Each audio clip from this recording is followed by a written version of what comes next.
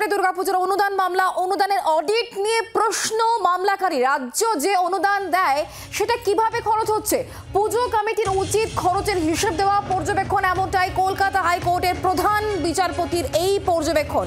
হাইকোর্টে দুর্গাপুজোর অনুদান মামলা। আমরা বিষয় নিয়ে আরো জানবো, কথা বলবো। অর্ণবাংশু নিয়োগী এই মুহূর্তে আমাদের সঙ্গে রয়েছেন, আমাদের প্রতিনিধি টেলিফোন লাইনে। অর্ণবাংশু, কি মর্মে মামলা দায়ের করা হয় এবং সেক্ষেত্রে বিচারপতির পর্যবেক্ষণ কি? দেখো, মামলার প্রেক্ষাপট হচ্ছে এইটাই, সেটা হলো যে অনুদান দেওয়া হয় সেই অনুদানের টাকা ঠিকঠাক মতো ব্যয় হয় কিনা এবং সরকার অডিট করে কিনা, কারণ মানুষের টাকা অনুদানের খাতে দেওয়া হচ্ছে।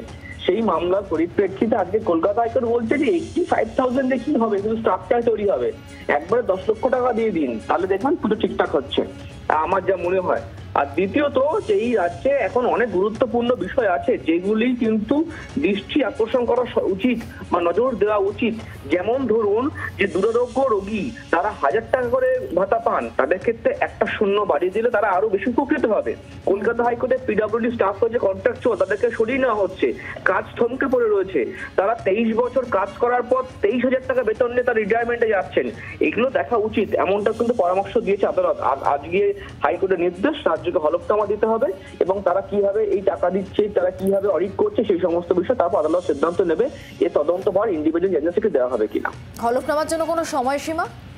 30 তারিখের মধ্যে সে হলফনামা দিতে হবে, এমনটাই হাইকোর্ট জানিয়েছে। ধন্যবাদ অর্ণবাংশু।